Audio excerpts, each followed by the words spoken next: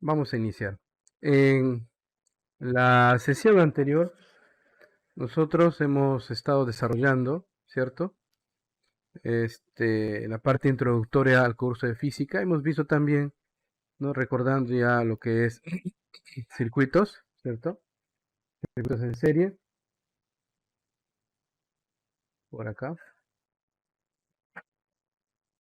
Ahí está. Circuitos en serie y circuitos en paralelo. Eh, Obviando algunos detalles, ¿no? Porque en el mundo real hay ciertos detalles también de que uno se puede encontrar.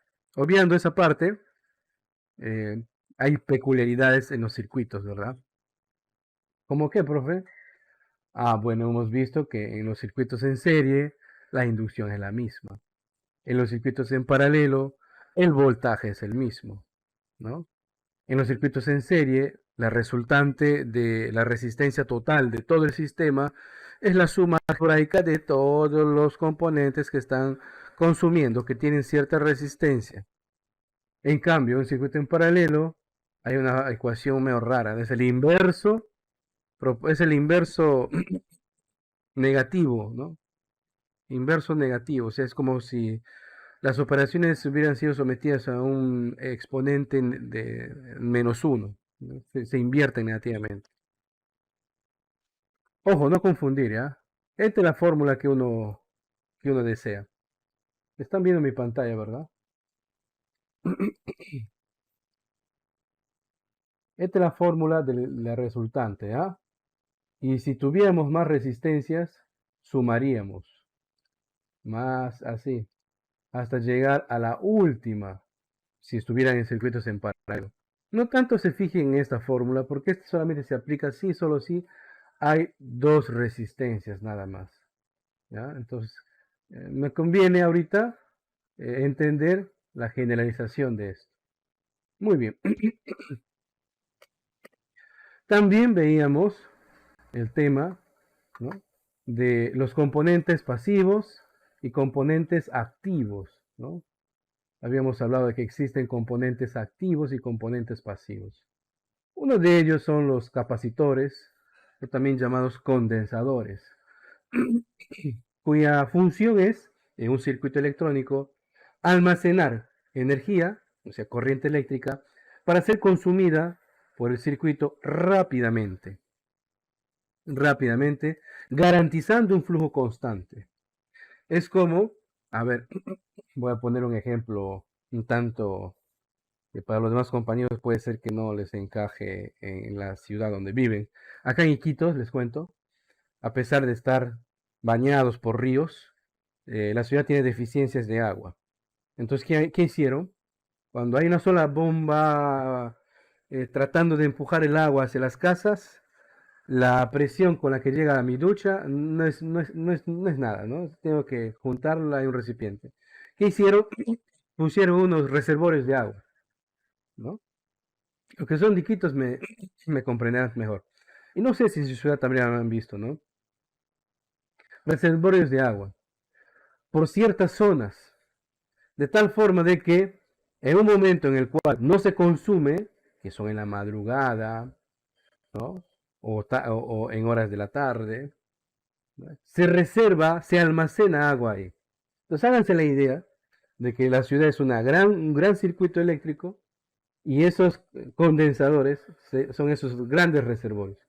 Que en un momento cuando la población necesita, al mismo tiempo, hombre, cuando nos levantamos todos tempranos para darle ahí a trabajar y al estudio, todos nos damos un duchazo, todos pues juntamos un poco de agua para poder lavarnos la cara, todos juntamos agua para poder calentar en la tetera, prepararnos un café, ¿no? Entonces, multipliquen eso por todas las familias, obviamente, es esa agua que está almacenada garantiza de que hay un constante flujo.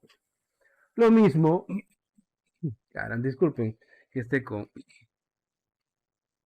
así regurgitando, yo sé que suena así un poco asqueroso, pero no me he podido sanar de esto, ¿ya? Discúlpeme, por favor, les pido de adelante disculpas porque sé que fastidia, ya sé que fastidia. Entonces los condensadores, ¿no? O sea, equipos electrónicos, ¿no? Que pasivos, ¿no? Porque ellos no modifican la corriente, ojo, ¿ah? Almacenan. Los condensadores los hay de todo tipo y de todos materiales, ¿no? Los que más vamos a ver nosotros en una placa madre o en un circuito integrado en la electrónica de ahora, en la que nos interesa, no la de hace 20 años, 40 años atrás, son los de tipo electrolítico, ¿no? Que les comparto una imagen.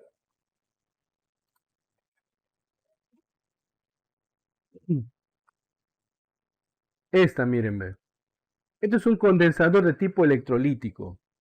Se conoce así porque está rodeado, ¿ya?, por unas capas que generalmente es o aluminio, ¿no? Papel aluminio, ¿no?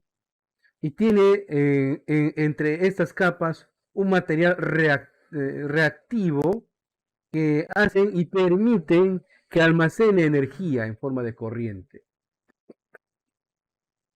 ¿Cómo se mide la capacidad de un condensador?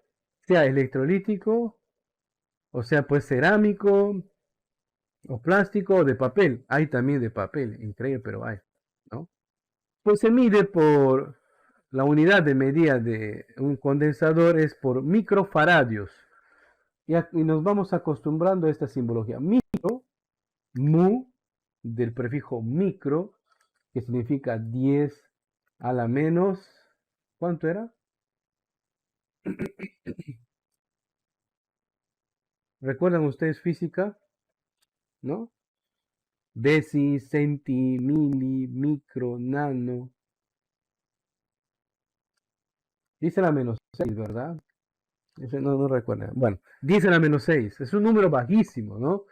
Cuando ustedes ven o van a ver estos componentes, siempre tiene una abreviación. Mu parece una U. Maneras de complicar la vida, ¿no? Inclusive ustedes cuando van a comprar una placa madre y su case es pequeño, su gabinete, buscan una placa micro ATX, ¿no? Ahí está. Es una forma de llamarlo. Y el faradio, F, ¿no? El faradio es una unidad de medida, ¿sí? O sea, es una magnitud. ¿Sí? Se escribe en mayúscula, obviamente porque el nombre o el símbolo, ¿no?, toma el nombre de algún personaje, ¿no? Recuerden ustedes. ¿Y qué es el faradio? Españolizando nosotros, en inglés será farad, ¿no? Eh, es una unidad que nos permite medir qué cantidad o qué capacidad tiene ese condensador. ¿Cuánto puede almacenar? ¿Ok? ¿Cuánto puede almacenar? Los va a ver de distintas medidas. Por ejemplo, acá en esta imagen vemos un condensador electrolítico de 3300 microfaradios y a 16 volts. Los condensadores electrolíticos tienen polaridad. De acá para adelante, ¿qué significa cuando un componente tiene polaridad?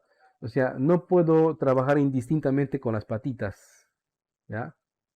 O con los cables que harán que forme parte de un circuito. No, tiene polaridad. Fíjese que un polo es positivo y el otro será negativo.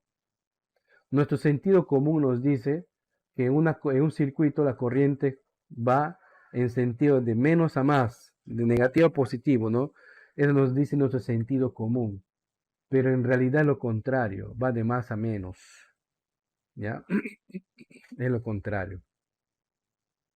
Acá en el manual tenemos, ¿no?, algunas fórmulas, hace una demostración con integrales y todo lo demás, ¿no?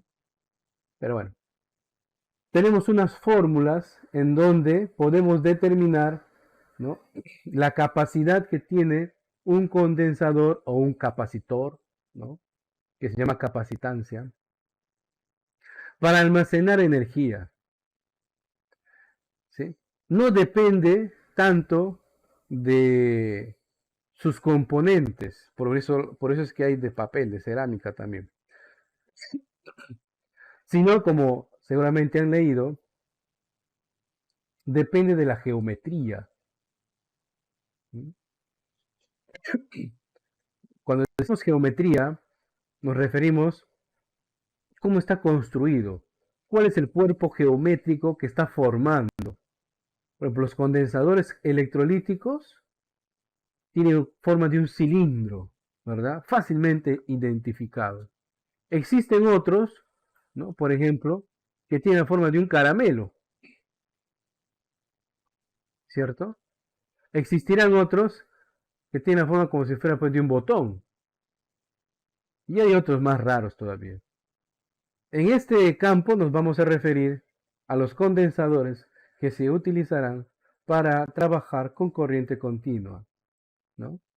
Dejando por un lado el estudio, que sí los hay también de condensadores que se utiliza para trabajar con la corriente alterna. Es otro campo. El compañero Alex ha levantado la mano. Te escucho, Alex.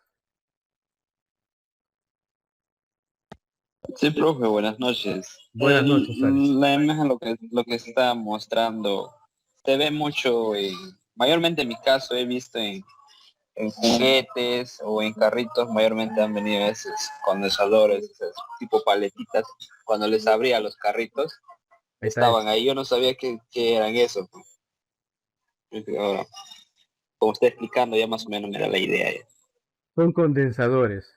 No olvidar, no alejarnos de la idea cuál es la función de estos componentes electrónicos pasivos.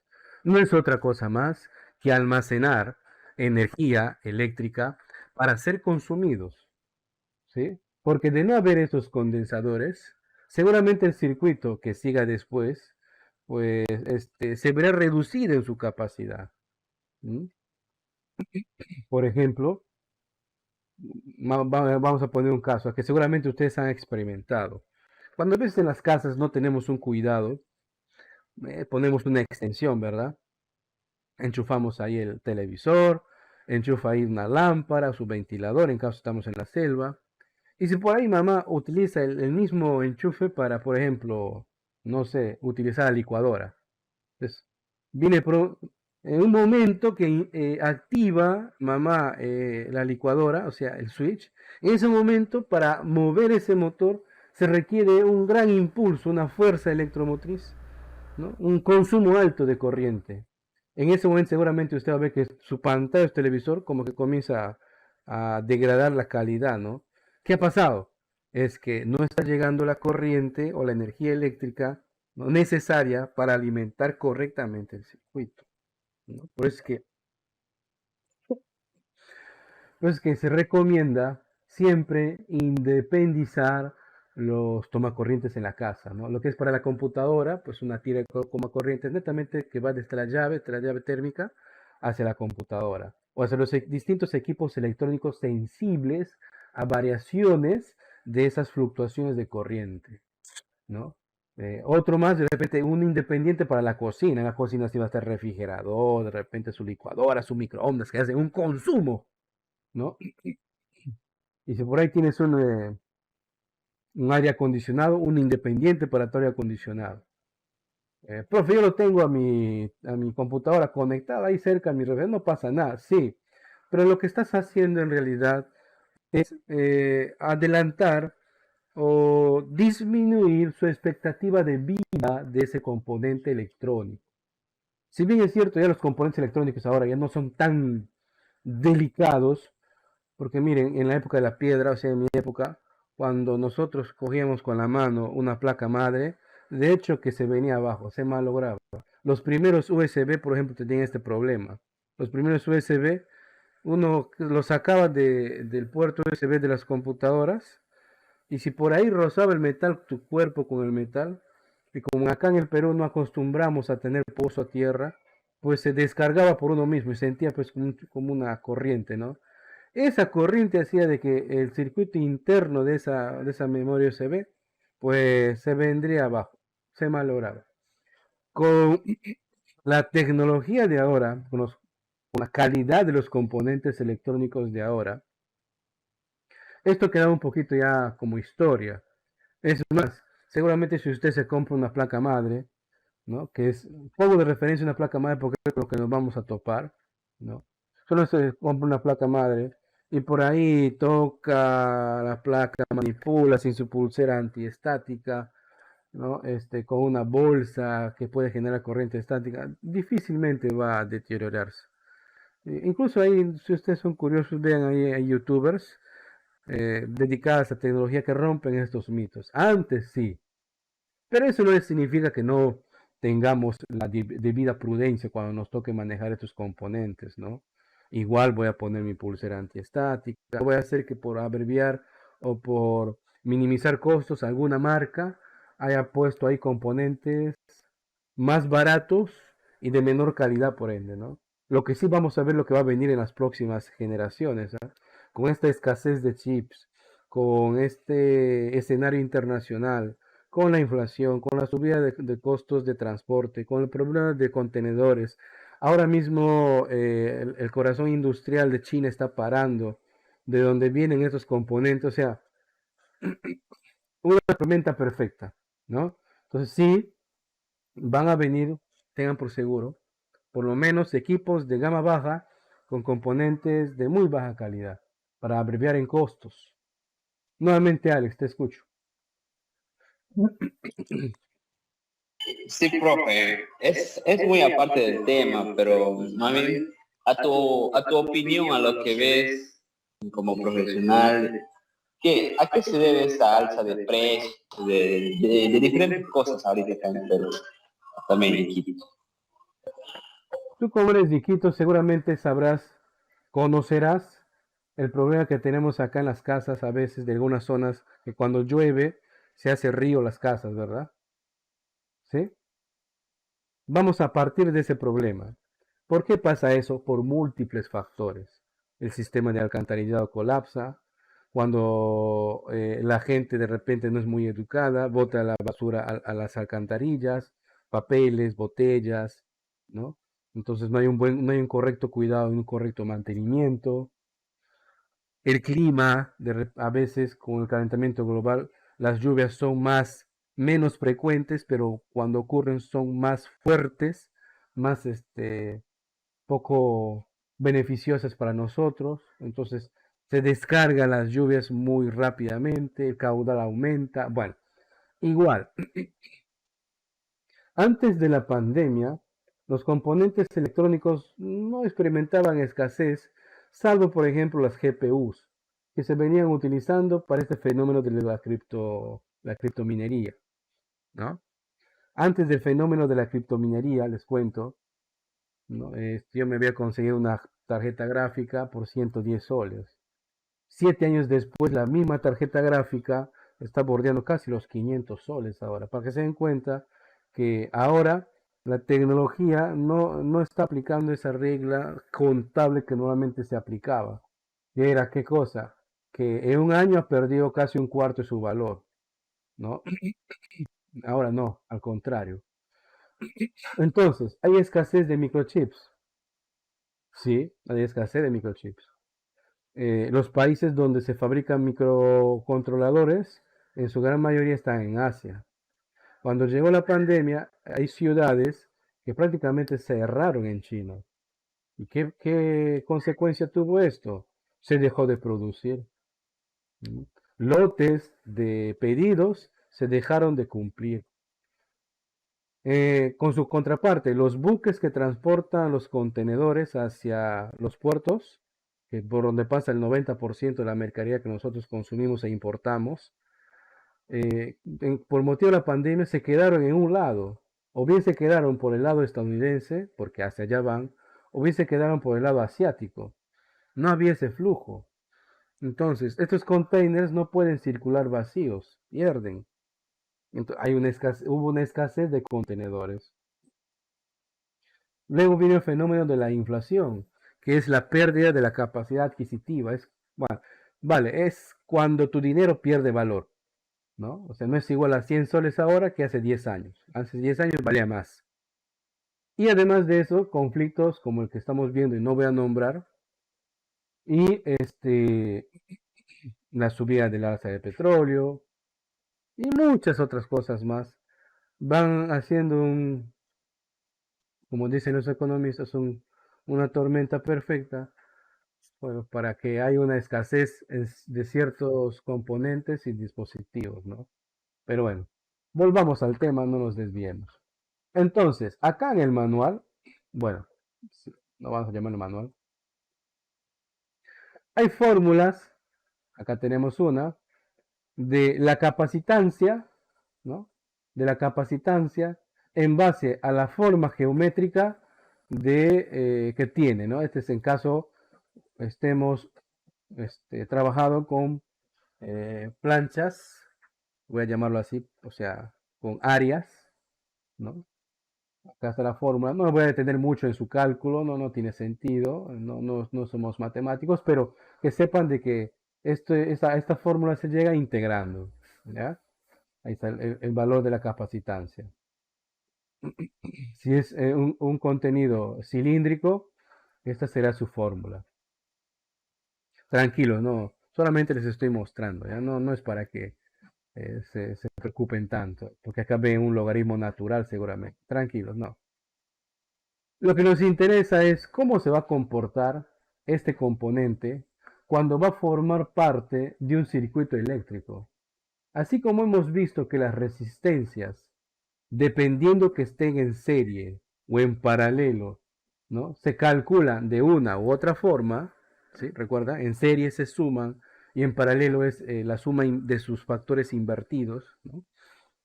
Eh, ¿Cómo se comporta un condensador o un capacitor, como quieras llamarlo, dentro de un circuito eléctrico? De la siguiente forma. Bueno, aquí estamos generalizando, ¿correcto? Esa B es la fuente por donde se está suministrando la energía, ¿verdad? Profe, acá veo una B. Esta B es un voltímetro, ¿no? Para medir voltajes se mide en paralelo. Ya vamos a ver esto en el en el Tinkercad. Este es el símbolo de un condensador, de un capacitor, miren, ve. ¿Ya? No confundir con una fuente de alimentación o con una entrada DC. No confundir. Este es un switch. Bueno, esto sí lo podemos identificar porque venimos viendo desde el tema del sistema de lógica, ¿no? Bien. ¿Cómo se comporta entonces? Bien. En un circuito en paralelo, o sea, cuando los condensadores están en paralelo, ¿no? Por ejemplo, acá tengo carga 1, capacitor 1, capacitor 2, capacitor 3, ¿no?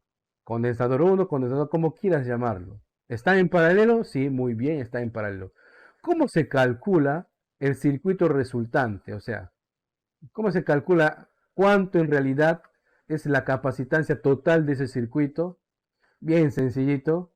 En un circuito en paralelo, ¿no? Es la suma algebraica de el valor de sus condensadores, de cada uno de ellos.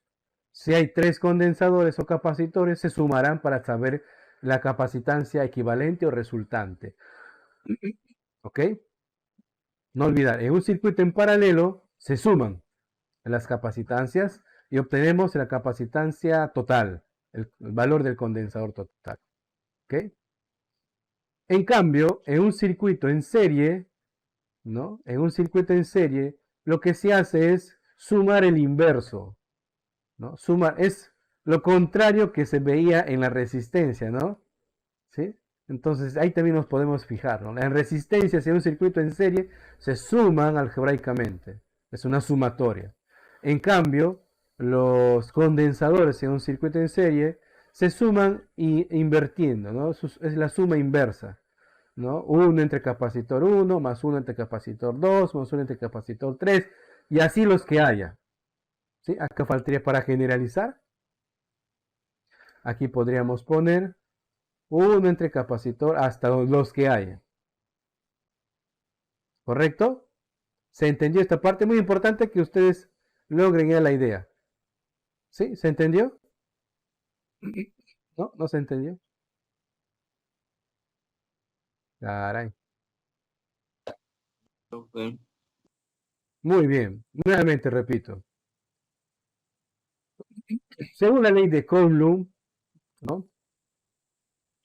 Eh, la intensidad de corriente es la carga que pasa por unidad de tiempo. Pero puedo expresar la carga también en función al condensador, a la capacitancia y al voltaje, ¿no? Cada carga será igual al condensador, al valor del condensador por el voltaje total del sistema. De ahí desprende esta fórmula, ¿no? Si yo quiero saber cuál es la carga total o el valor de la capacitancia total, pues simplemente sumo cada uno de, de los capacitores. No olvidar que se mide en microfaradios, ¿ya? Microfaradios. Farad en inglés, ¿no? Que es sería la forma correcta cumpliendo los estándares del Sistema Internacional de Unidades, ¿no? No deberíamos decir voltios, sino volts, ampere, pero nosotros castellanizamos, pues es lamentable, pero ya ha quedado establecido. No está en ninguna norma, pero ya es de aceptación común. Y un circuito en serie, lo que se hace es sumar los inversos de cada uno de los condensadores o capacitores que se encuentren en el sistema. Muchas veces no vamos a tener exactamente un circuito en serie o exactamente un circuito en paralelo. Puede ser que tengamos una combinación de ambos, lo que se conoce como circuitos mixtos. ¿Ok? ¿Cómo se comporta entonces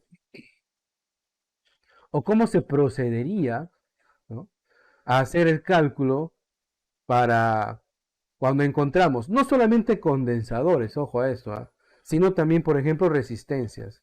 Cuando encontramos resistencias en serie y en paralelo en un mismo circuito al mismo tiempo, o sea, vale, un circuito mixto, ¿ok? Un circuito mixto. Hola, hola, hola. ¿Me escuchan? Hola. Sí, profesor. Sí, profesor, se lo escucha claro. Ya, me ha salido el mensaje de red insuficiente. Seguimos. Acá nos plantea un ejemplo, miren, ve. Sencillo.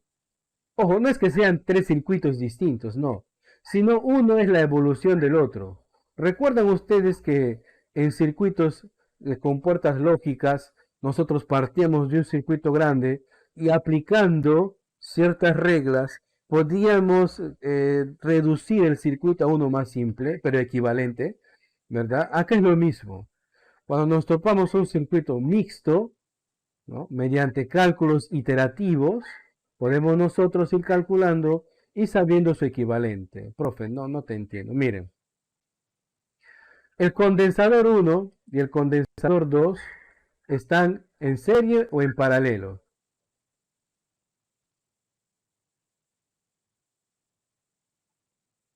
En paralelo. En paralelo, ¿verdad? Paralelo, profe. Entonces, Paralelo. ¿qué es lo que se hace? Se resume el circuito. Entonces, el circuito 1, perdón, el condensador 1 y el condensador 2, ambos tienen una resultante. A ese resultante acá se le está llamando, carambas, condensador 1, 2. No es 12, ¿ah? No, sino es la resultante del condensador 1 y el condensador 2. Que como está en paralelo, según lo que hemos aprendido, simplemente es la suma del condensador 1 más el condensador 2, ¿verdad? Como están en paralelo. ¿Ya? Y hemos obtenido entonces, lo que obtenemos acá es el circuito B. Ahora, en el circuito B estamos viendo de que la resultante del condensador 1 y el condensador 2 está en serie con el condensador 3. Entonces, el resultado final de este circuito es el condensador o capacitancia. Yo siempre de la vieja escuela le llamo condensador. La capacitancia 1, 2, 3. No es 123, sino la resultante que se obtiene de trabajar con el capacitor 1, capacitor 2, capacitor 3. Que como están en serie, el valor sería 1 entre capacitancia 1, 2, 3, o sea, el resultado igual a, carambas, 1 entre capacitancia 3 más 1 entre capacitancia 1, 2. Y ese sería el resultado. Solo que acá no lo ponen, no lo comparten. Entonces puede que en los casos de repente que usted se encuentre propuestos, no exactamente no encontremos un circuito en serie, o sea, 100% en serie, o 100% en paralelo, sino vamos a encontrar una mixtura de esto, o sea, una parte estará en paralelo, otra parte estará en serie. ¿Y qué se procede a hacer? Hacer cálculos iterativos de resultantes, ya sea de condensadores, de resistencias, ¿no? ¿Para qué? ¿Con qué fin? ¿Con qué objetivo? Tener un circuito más simple, o sea, el resultante de todo ello. ¿Ok? ¿Alguna pregunta hasta aquí?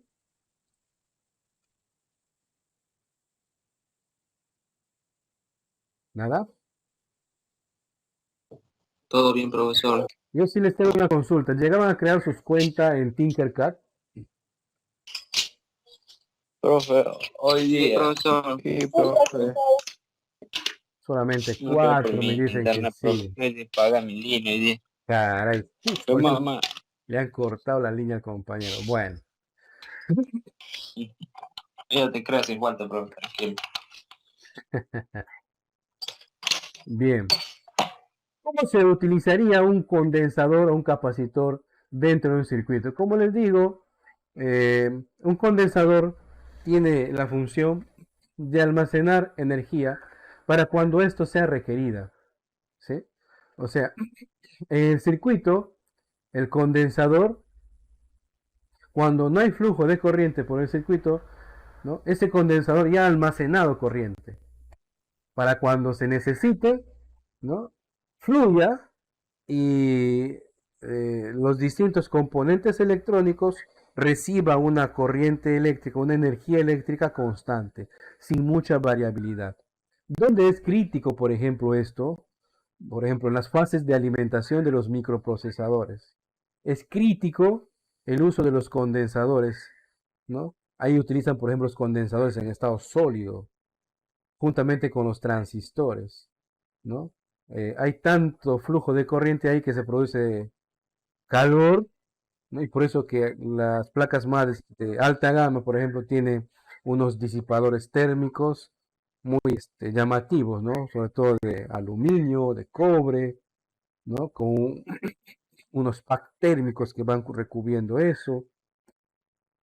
En cambio, los de baja gama, o sea, los que no van a consumir mucho, los que no están pensados para alimentar procesadores de alta potencia, los van a tener libre, ¿no?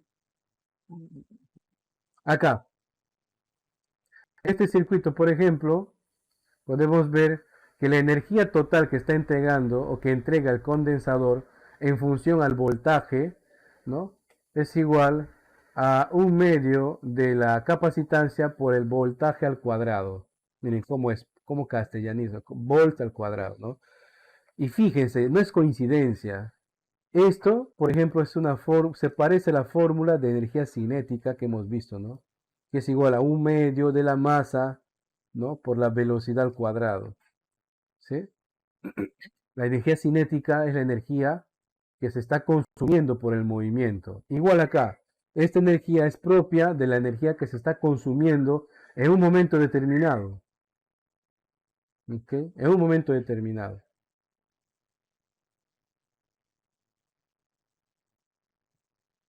Cuando, por ejemplo, tenemos los condensadores, perdón,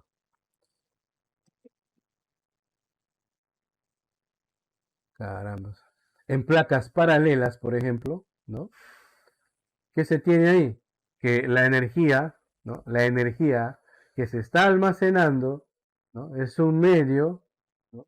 Es un medio por el estado E de energía, ¿no? La energía inicial, ¿no? La energía que se está almacenando en ese recubrimiento geométrico, recuerden que es por la geometría, multiplicado esto, ¿no? por el volts o voltaje dividido entre la distancia que separa las paredes o cavidades del contenedor, en este caso del condensador. Esto a modo de referencia, ¿ya? No es que vamos a aplicar directamente esta fórmula, ¿ok? No es que vamos a aplicarlo directamente.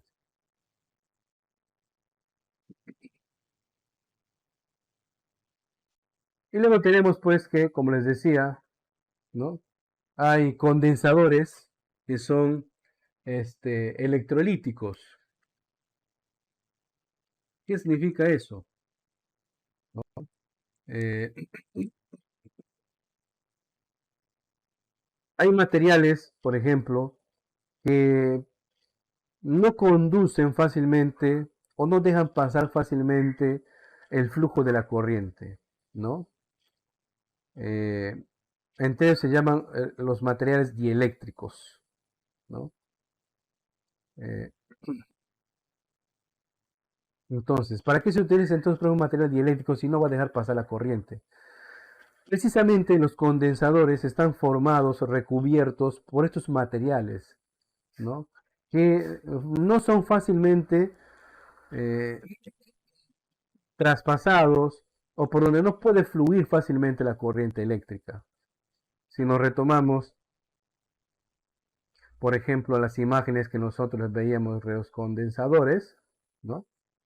Fácilmente podemos dar fe de esto en lo real, ¿no? Acá tenemos un condensador que está recubierto de plástico, otro de cerámica, que sabemos de que no son conductores de la electricidad, ¿no? Otros de papel. Se necesita de materiales dieléctricos, o sea que no pueden facilitar el paso de la corriente. ¿Para qué? Para que formen parte de las cavidades o paredes o contenedores donde precisamente se van a almacenar la corriente. Si ustedes han visto los grandes reservorios, por ejemplo, de donde se almacena gas, diésel, gasolina, ¿no? Es un material, ¿no? de la mejor calidad y sobre todo que no ignífugo, ¿no? ¿Qué significa no ignífugo? O sea, que no tolera, ¿no? Que hay un chispazo que llaman, ¿no? Se me fue la palabra, ¿no? De que no se prenda fuego, para que no inicie una reacción en cadena, ¿no? Igual, los condensadores pues tendrán o estarán formados por materiales que no permiten el paso de la corriente. Cuanto mayor pureza y mayor calidad sean estos materiales, serán considerados mejores capacitores o condensadores. Tal es así, seguramente ustedes habrán visto en las publicidades de las marcas, por ejemplo, Gigabyte, MSI, Asus, cuando publicitan sus placas madres para los procesadores AMD o para los procesadores Intel, cuando ustedes observan, siempre hay una partecita que dice con condensadores japoneses, ¿no? De alta calidad. Siempre hacen incidencia en eso, sobre todo para la parte de audio, ¿no? Si ustedes ven el apartado de los condensadores reservados para la parte de audio o para el chip de audio de una computadora, que siempre tienen que ser de la mejor calidad. Porque cuando estos sufren alteraciones, siempre hay una especie de zumbido, ¿no? En los audífonos, ¿no? Cuando a veces ya la placa está viejita y uno pone un audífono en su jack de audio, hay un sonido, no sé si ustedes han escuchado, ¿no? ¿Cómo me deshago este sonido? No, ya no puede ser, por la edad los condensadores comienzan a fallar y ya no tienen pues la performance de cuando eran nuevos, ¿no? En cambio, si vemos estas marcas de no tan calidad, vamos a ver pues que vienen con esos condensadores, ¿no? Los clásicos, los comunes, con estos de acá vienen. Estos son los que, si tú vas a una tienda electrónica, tú puedes conseguirte y comprar estos condensadores sin ningún problema, ¿no? Simplemente das dos valores, ¿no? su capacitancia y el voltaje de tolerancia, nada más. Eso es lo que quieren, su capacitancia y su voltaje de tolerancia. Pero ¿y para qué hay que querer eso? Porque a veces en los componentes electrónicos, ya sea por calidad, por mal uso, por mantenimiento, de repente estaba guardado una computadora ahí, justamente las cucarachitas han hecho su nido y no has limpiado previamente con alcohol isopropílico, con benzina, justamente esos apartados.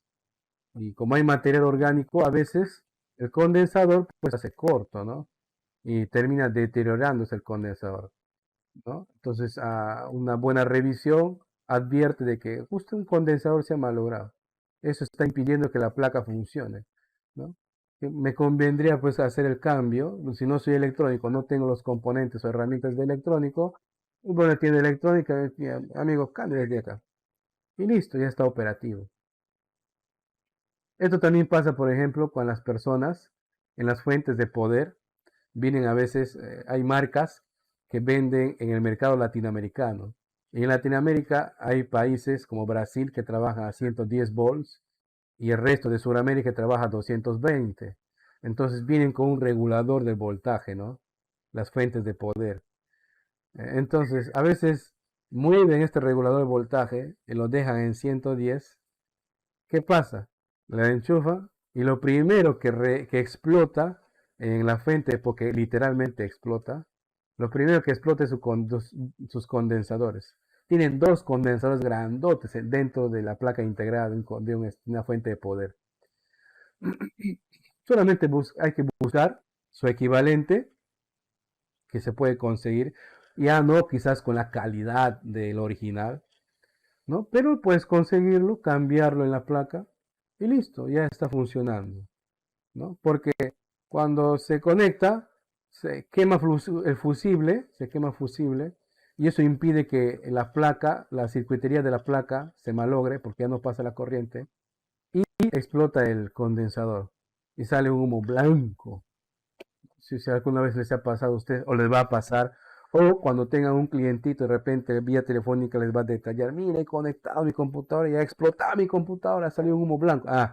De hecho, es condensador, ¿no? Y ya sabes más o menos por dónde va la situación.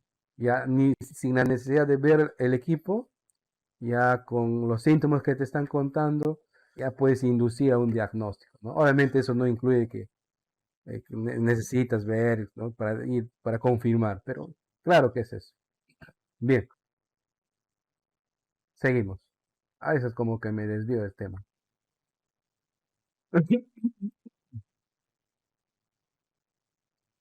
Miren, acá tenemos en esto. Al poner, perdón, miren, acá hay una actividad en el chat. Alex me dice, profe, ¿por qué mayormente algunas baterías de celulares se hinchan? Buena pregunta. El material con lo que están hechos las baterías de los celulares no es distinto,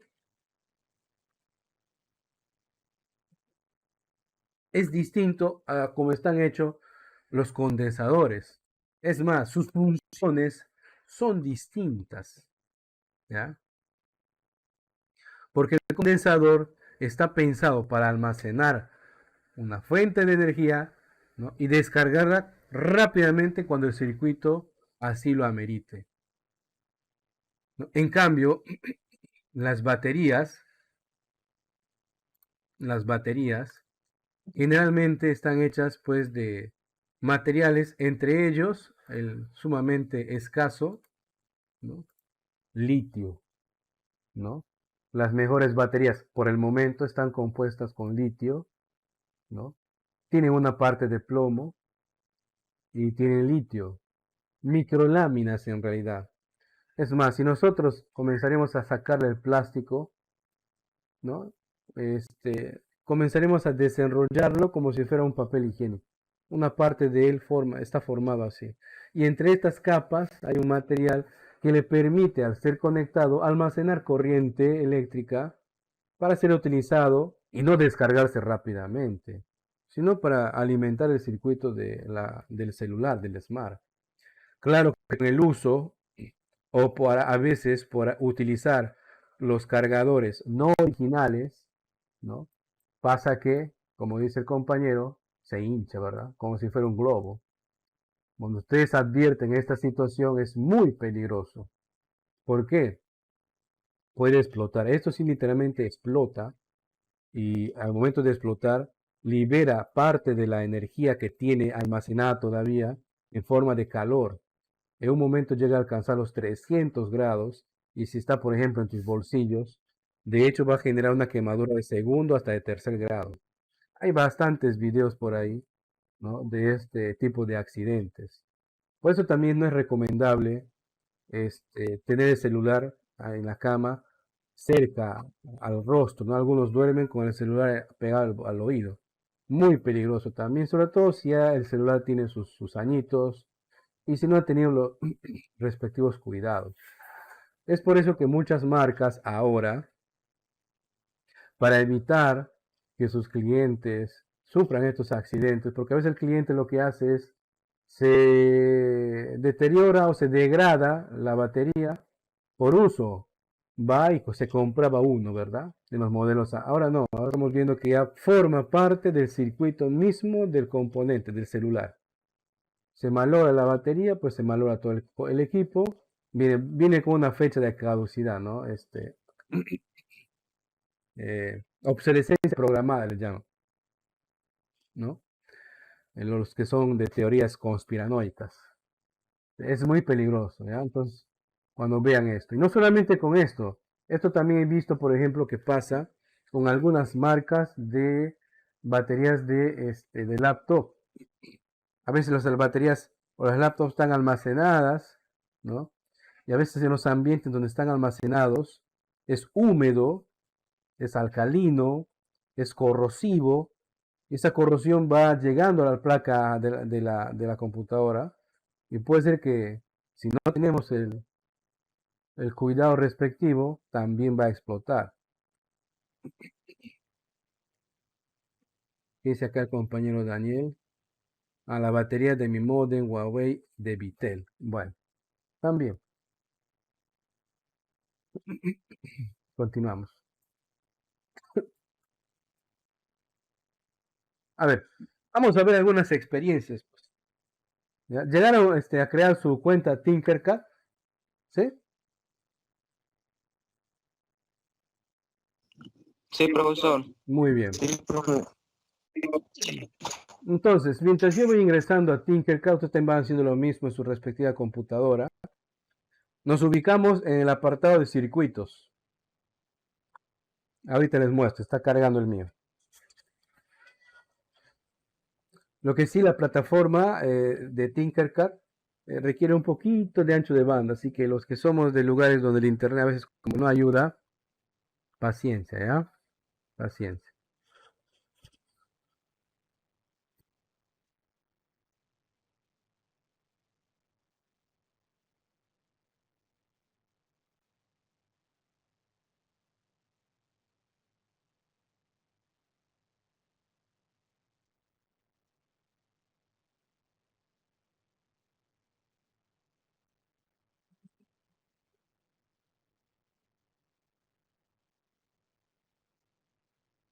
Ahorita que demora. Un momentito.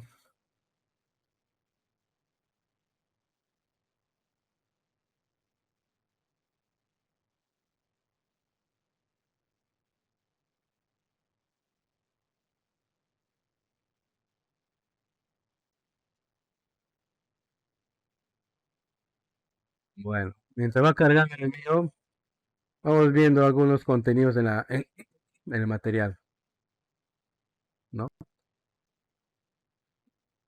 Esta palabra, nodo, ¿no? Rama, malla, conforman o forman parte de el argot o de las palabras, vamos a llamar así tipo sistema operativo, las palabras reservadas cuando se hablan de circuitos eléctricos.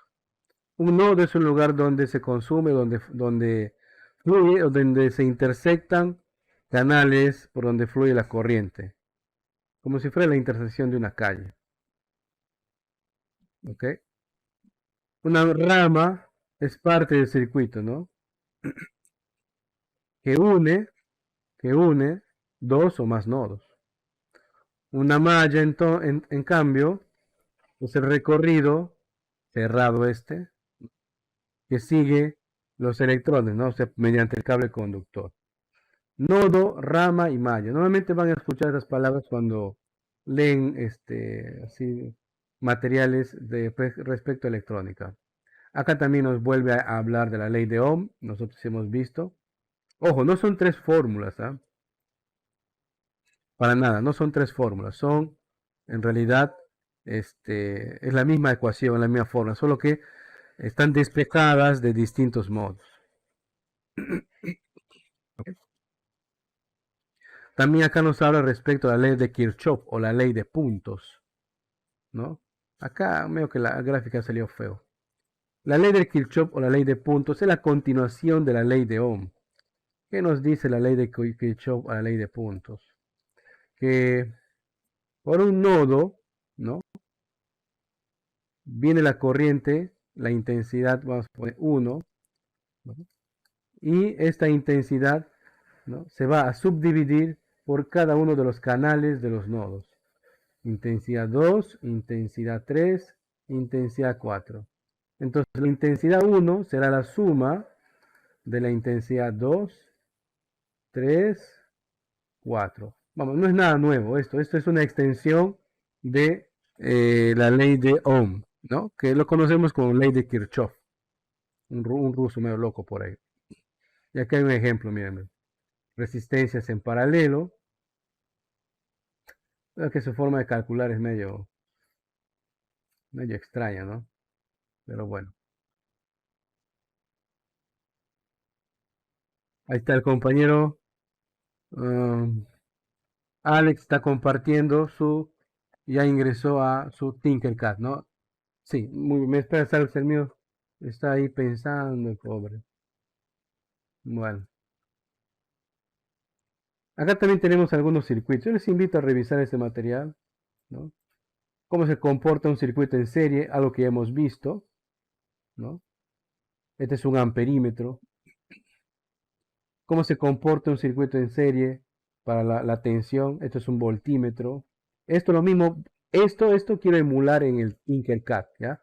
O sea, cómo se mide la intensidad de la corriente en un circuito en serie en paralelo y cómo se mide la intensidad de corriente, perdón, el voltaje en un circuito en serie en paralelo. Caray.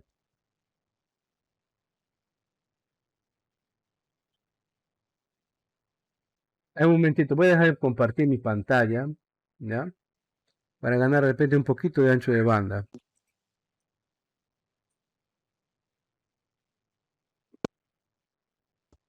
Ahí está, sí, ya cargó. Para que vean que cuando se comparte pantallas es donde más se consume, ¿no?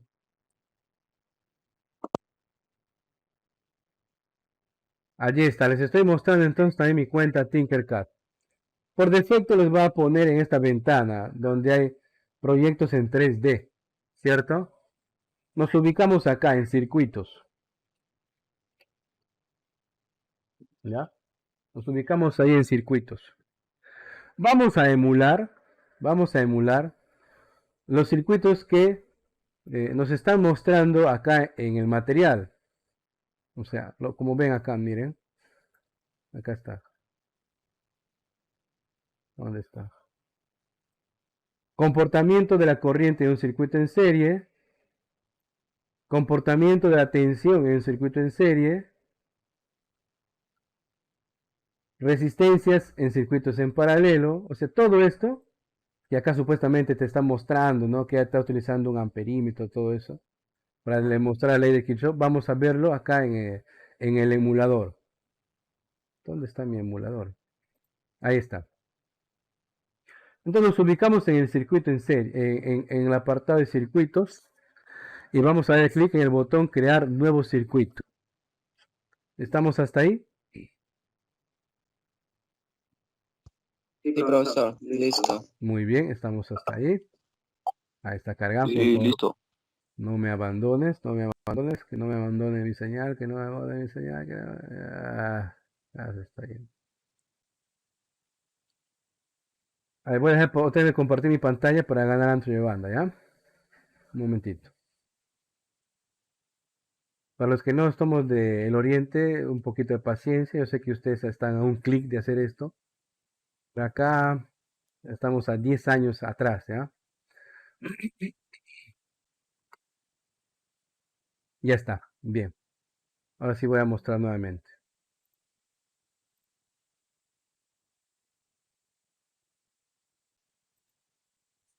Voy a cambiar al modo todos, no componentes básicos, todos. Y aquí vamos a encontrar el protoboard o tableta de prueba.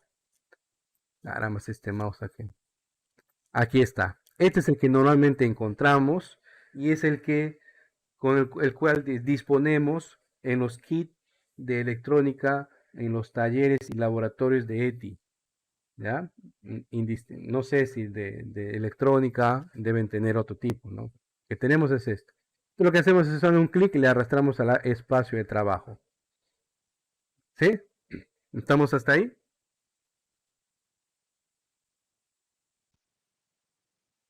Sí, ¿verdad? Sí, profe. Muy bien.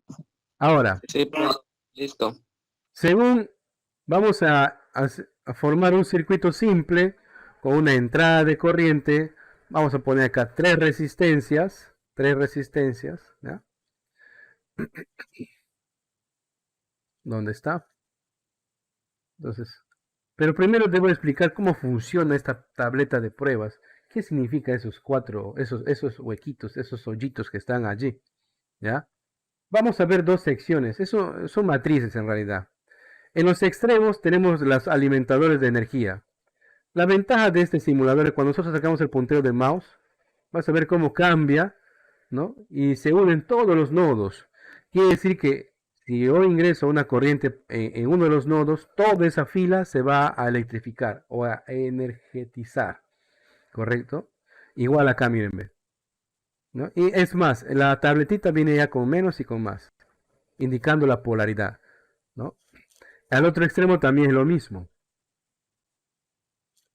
Y dentro vemos de que se organiza en filas rotuladas por letras mayúsculas y columnas rotuladas por números, ¿correcto? Rotuladas por números. Entonces, cuando yo acerco el puntero del mouse, por ejemplo, acá, fíjense, en esta vez lo que se electrifica es la columna.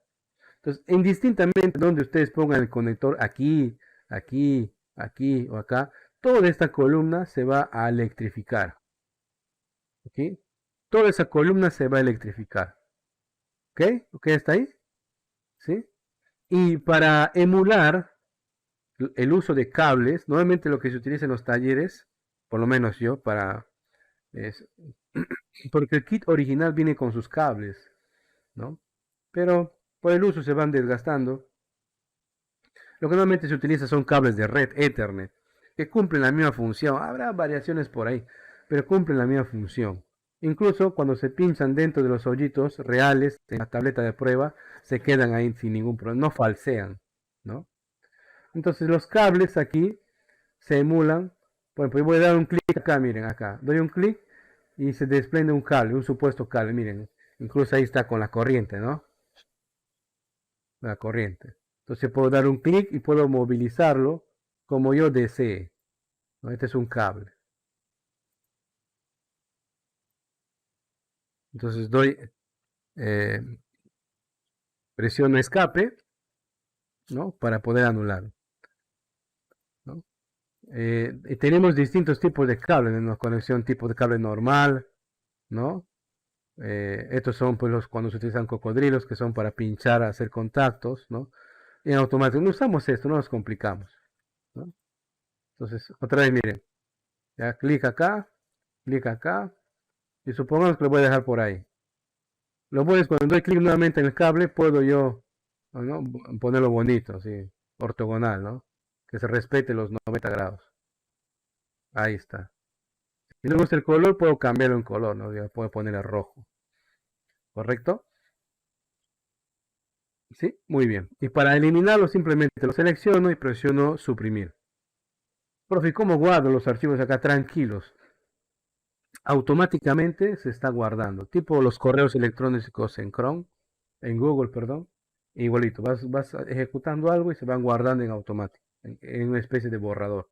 Es más, cuando uno crea un circuito, tiene un nombre. Por ejemplo, este nombre, el nombre de mi circuito es Incredible Ladi, así se llama. Es un nombre que ha encontrado el servidor por ahí, yo lo puedo cambiar. ¿Ya? Vamos a cambiarle. Circuito 01 vamos a poner. ¿Ok? Ahí podemos cambiar. Presiono Enter y se cambia. Vamos a sacar los componentes con los cuales vamos a trabajar. ¿Ya? Me gustaría seguir hablándole más de la plaquita de prueba, pero en el camino vamos a ir viendo para qué funciona. Buscamos entonces, buscamos una resistencia. Acá está la resistencia. 1, otra vez, 2, 3. Profesor, pero acá en la pizarra digital, la resistencia no se muestra así, se muestra, parece unos peinecitos, ¿no? Sí, este es el símbolo. Simbólicamente, un circuito eléctrico se lo representa así, ¿ya? Pero en el mundo real, bueno, entre comillas real, porque este es virtual, ¿no? Cuando nos vamos a comprar una resistencia, normalmente las resistencias, cuando uno va a la tienda de electrónica, te van a vender por tamaños, ¿ya? Y esas resistencias tienen un código de colores. Cuando ese código de colores lo podemos ver acá.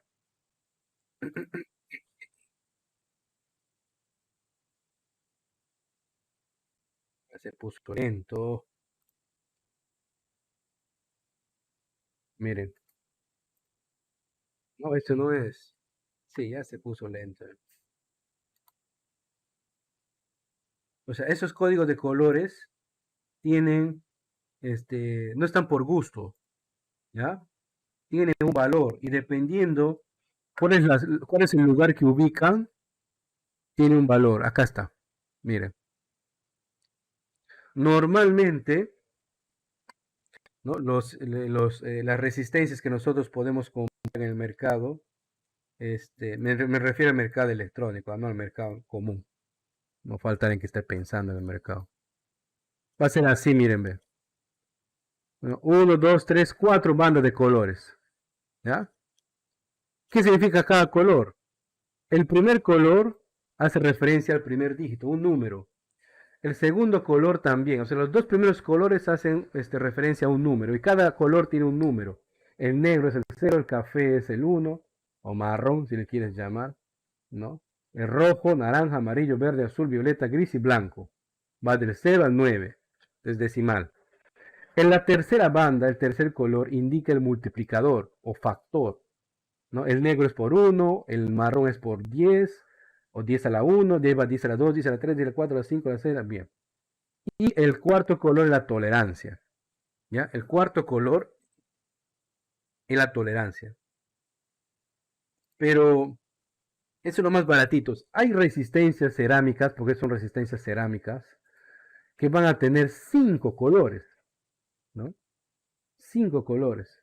¿Qué significa eso? De que las tres primeras bandas de colores van a ser los números, el cuarto el factor y el último la tolerancia. Este tipo de resistencias son más costosas, ¿no? Porque tienen menos variabilidad, o sea, tienen más confianza. Y son los que normalmente vamos a encontrar en las placas de hace 10 años, porque ya no vienen así, ¿ya? Ahora, si mañana de repente te motivas y voy a comprar la tienda electrónica, puedes decir, ¿no? Voy a la tienda electrónica a comprarme mis resistencias. Vas, entras, topas y dices, amiga, amigo, ven unas resistencias. Y te van a preguntar, ¿de qué bateaje? Baray. Aparte de el valor de la resistencia, también se compra, comercialmente se adquieren por el valor de su potencia, la potencia que soportan. Cuanto más pequeño, soportan menos potencia y por lo general tienen mayor tolerancia, ¿ya? Perdón, menor variación, me refiero. Entonces vamos a tener, digamos, de 1/4 de vatio, ¿no? De medio, ¿no? Y así hasta llegar a 1 hasta 2 watts, ¿no? De potencia, ¿no? ¿Para qué es importante saber eso? Porque eso me indica qué tipo de circuito va a formar parte, ¿no? El consumo, ¿no? Para circuitos pequeños, donde el consumo es mínimo, pues una resistencia de 1/4, de 1/8, de medio vatio, suficiente, ¿no? Porque es el consumo que puede hacer. Porque si nosotros pasamos ese consumo, lo que va a ocurrir es que se quema, literal se quema, se funde, ¿sí? Se funde. ¿Ok? Bien. Entonces vamos a extraer, estamos extrayendo esas resistencias acá al circuito. ¿Ok?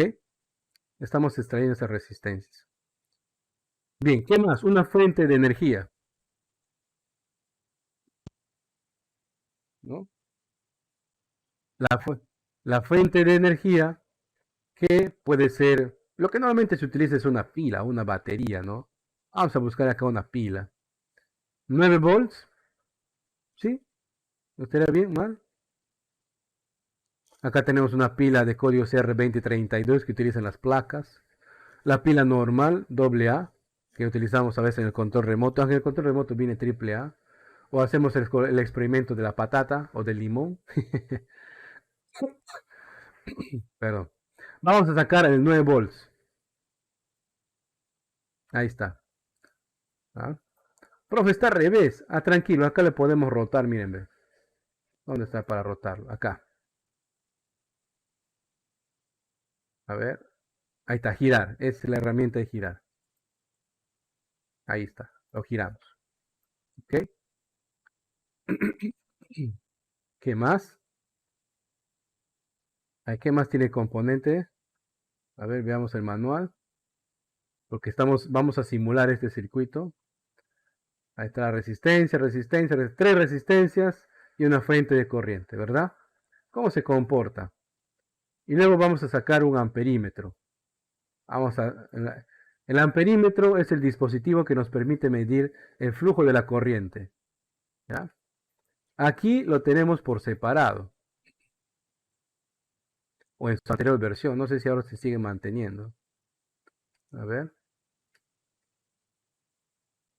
aquí está, instrumentos de medición.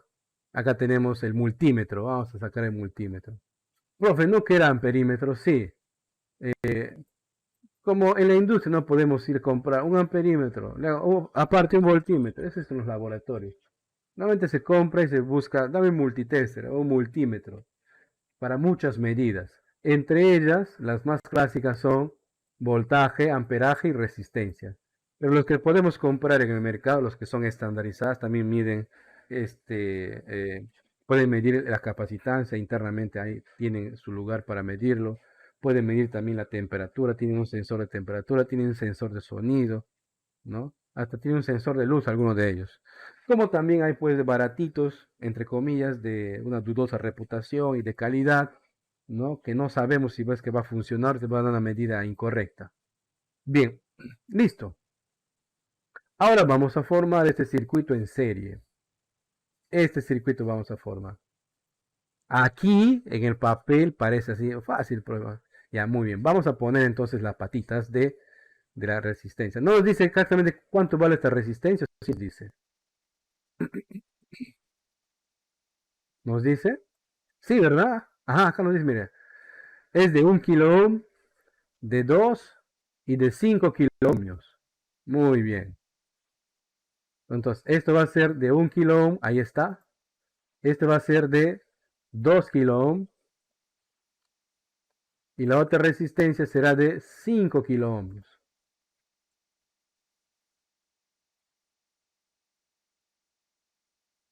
Fíjense, pero le cambiaron, no solamente han cambiado los nombres, fíjense cómo el color cambia automáticamente, miren, ¿ya? Si estaríamos en el taller, en el laboratorio, por lo menos yo les hiciera calcular manualmente cuál es el valor nominal y cuál es su valor real, ¿no?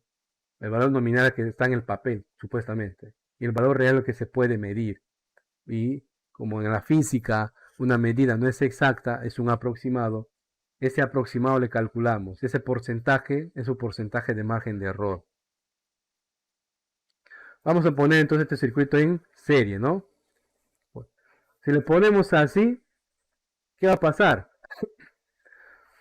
Estamos ubicándonos en la misma columna. Estamos haciendo un corto ahí. Entonces debemos girarlo. Ahí sí.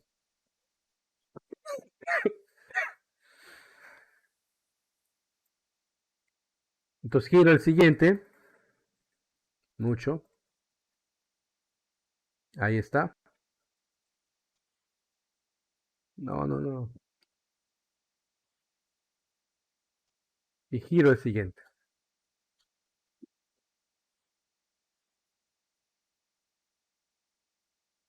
Bien, aquí están las resistencias en serie. Yo sé que algunos se decepcionarán, profe. Yo pensaba que exactamente vamos a formarle así. En realidad estamos formándolo así.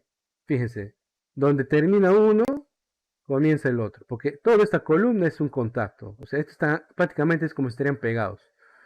Donde termina uno, comienza el otro. Entonces, estos circuitos están en serie. Uno de 1 kilo-ohmio, el otro de 2 y esto de ¿cuánto? De 5. Según la teoría, si yo quisiera saber la resistencia total de este circuito, tendría que sumar, ¿verdad? Entonces, si nosotros sumamos 1 más 2 más 5, obtenemos 8, ¿verdad? O más, 8 kilo-ohmios. Vamos a ver con el multímetro si es así. Cogemos el multímetro, le ponemos en resistencia y la resistencia se mide en paralelo. Que si voy a un nodo y le conecto en una patita del circuito, vamos a poner esto color negro, y voy a otro nodo y le conecto en la otra patita del circuito. Ahí está. Y este va a ser rojo, indicando que por ahí va la corriente. ¿Ok? Pero no mide nada. Activamos acá, iniciar simulación. Ahí está. Iniciamos la simulación y efectivamente, supuestamente esto mide 1, esto mide 2 y esto mide 5 y la suma algebraica es 8. Ya les digo, les adelanto que en el mundo real, en un taller, no obtuviésemos ese valor, sino un aproximado. 7, tantos por ahí. Esa diferencia es el margen de error, que debe estar entre más o menos 5% para componentes de alta calidad y más o menos 10% para componentes, bueno, no de tan buena calidad, ¿no? Ahí está. Entonces, de esa manera hemos medido, ¿no? La resistencia. No olvidar, la resistencia se mide en paralelo. Pero ¿cómo en paralelo? Si este circuito está en serie. Claro, el circuito está en serie. Pero aquí estamos midiendo en paralelo, miren. O sea, los cables están en paralelo con los cables los extremos, perdón, del circuito están en paralelo con los cables o con los electrodos, así se llama, con los electrodos con los electrodos del multímetro. Ya está muy bien. Entonces sacamos los electrodos, le damos un clic. Porque he visto por ahí que le pone cables. Muy bien, si tú le quieres poner cables, no hay problema, le hacemos un poquito más lejos. ¿Ya? Acá pones un clic. ¿Dónde quieres que esté? Acá, ya muy bien. Aquí va el circuito. ¿No? Acá, un clic. Acá, muy bien. Y acá empieza el circuito. ¿Va a variar la medida? No, para nada. Y sigue sigue estando en circuito en serie. Solo que así se asemeja más a lo que ves en el gráfico, ¿no? Uno después del otro. Uno después del otro. Bueno, es indistinto. Yo lo puedo poner por acá, ¿no? Y estaría representando exactamente lo mismo. ¿Ya? Exactamente lo mismo estaremos representando. Es más, si ustedes intentan medirlo, mediríamos lo mismo también. Bien, ahora vamos a configurar el paso de la corriente. Vamos a girarle esto. No tanto. Ahí está. Esta es una batería, esta es una pila, por lo tanto, tiene polaridad, ¿verdad? Tiene un polo positivo y un polo negativo. Entonces vamos a energetizar justamente un canal. Este canal vamos a poner. Ahí está. Igual como vemos en los circuitos electrónicos, en las compuertas. Ahí está. Para no confundirlos, le cambiamos de color. Ahora sí. Entonces todo esto ya está energetizado. Todo esto. ¿Verdad? Todo está energetizado. Ahora debemos darle energía a este circuito. Según el cable acá, ¿no? Entra primero, entra por uno y sale por el otro. ¿Va? Indistintamente. Vamos a hacerlo. ¿Ya? Muy bien. Entonces, energetizamos. Vamos a por acá a poner neutro. Y como todo esto tiene corriente, de acá vamos a jalarlo a. Le ponemos el rojo.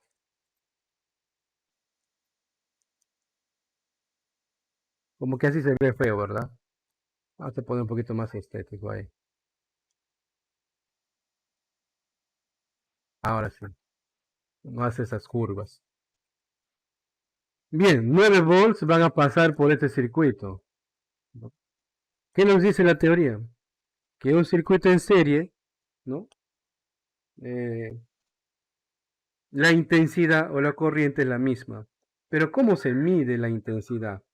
Para medir intensidad, a diferencia de medir voltaje o medir resistencia, para medir amperaje o intensidad, el instrumento de medida tiene que estar en serie, ¿no? En serie con el circuito, no en paralelo. Profe, ¿cómo que en serie? O sea, si yo quisiera medir, la corriente vendría acá. Voy a hacer más logro esto.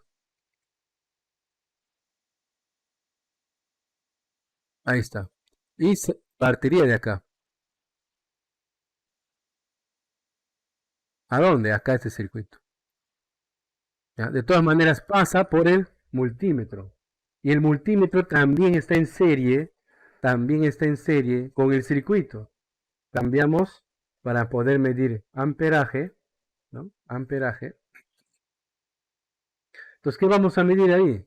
Cuánta corriente está ingresando al circuito, o sea, cuánto está consumiendo en corriente, ¿no? El circuito. Claro que ahí vamos a hacer un corto, lo que se conoce, ¿no? Porque los circuitos no hay nada que esté consumiendo corriente, entonces simplemente van a comenzar a calentarse. O sea, lo que estaríamos haciendo allí realmente es una especie de plancha. Ahí vamos a, ya saben, esto de amperaje. Vamos a iniciar la simulación. Miren lo que pasa. Observamos. Profe, no hay consumo de corriente. Claro, es que detengo las resistencias, ¿no? Lo que impiden es el paso de la corriente, pero dentro de, ¿no? Dentro del circuito, eh, ¿cuánto, ¿cuánto se estaría consumiendo? Miren, normalmente estas resistencias, caray,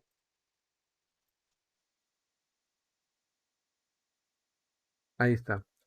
Miren, normalmente estas resistencias no nos indican de qué potencia es, ¿no? No nos indica, o sea, puede ser de un ampere, perdón, de un vatio, medio vatio. Eso lo que indica es, ¿no? Cuánto te va a consumir. Eso es importante, ¿ya? Eso es importante. A ver, se está,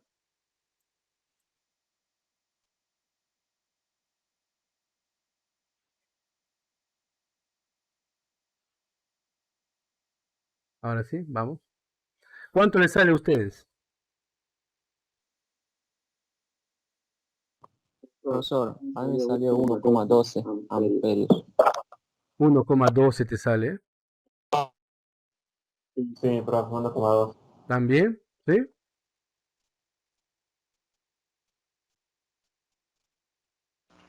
Profe, a mí me sale 3 miliamperes. ¿A quién más? Espera, vamos a hacer contacto acá. Ahora sí. ¿Así le sale? Sí, profe. Sí, profesor, así me sale. ¿Cómo se lee esta medida?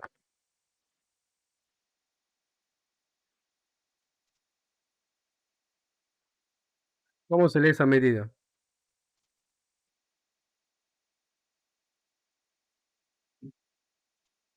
Él antes lo dijo el compañero.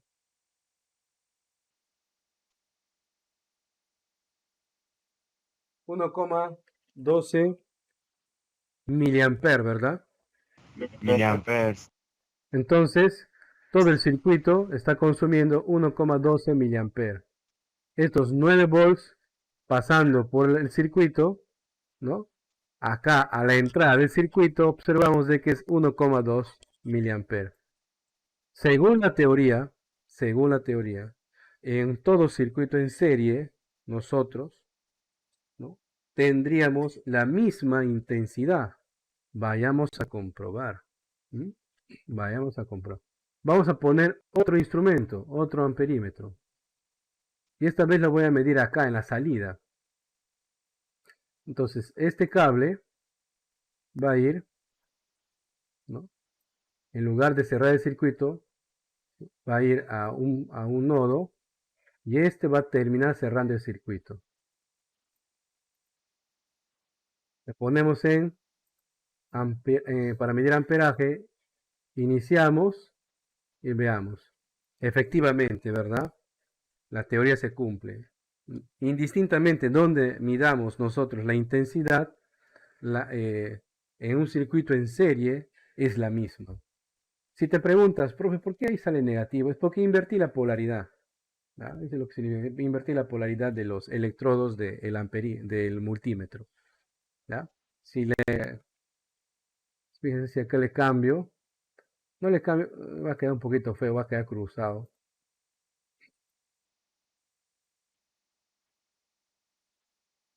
Ahí queda feo, ¿no? Pero bueno, ahí sí es lo mismo, ¿no? Demostramos entonces, por lo menos en el virtualizador, ¿no?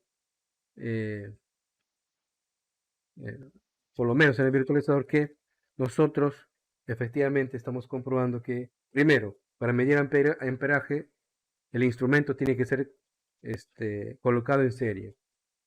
Segundo, la resistencia hemos medido en paralelo. Ahorita vamos a medir voltaje. El voltaje se mide en paralelo también. Es por eso a veces que algún empírico quiere medir intensidad de corriente en su multímetro. Acá.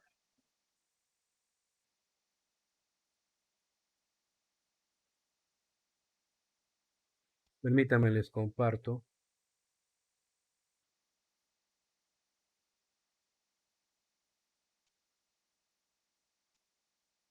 En el Senati vamos a tener en los talleres este tipo de instrumentos. No, eso no. Me está fallando. Este instrumento. ¿Ya? Así como están viendo acá, es lo clásico para medir voltaje y resistencia. O sea, el COM de conmutación y, ¿no?, los electrodos. Pero para medir amperaje, tiene su propia ubicación, mírenme. ¿Por qué? Porque el amperaje se mide, como ustedes han visto acá en el circuito virtualizado, se mide en serie. Y a veces cuando no se conoce, cuando se olvida eso, queremos medir amperaje como si estaríamos midiendo en paralelo. Y ahí es donde terminamos fundiendo. Si es un instrumento de calidad, terminamos fundiendo el fusible de este equipo. Y si es un instrumento de una calidad un poco más baja, pues termina malográndose por completo.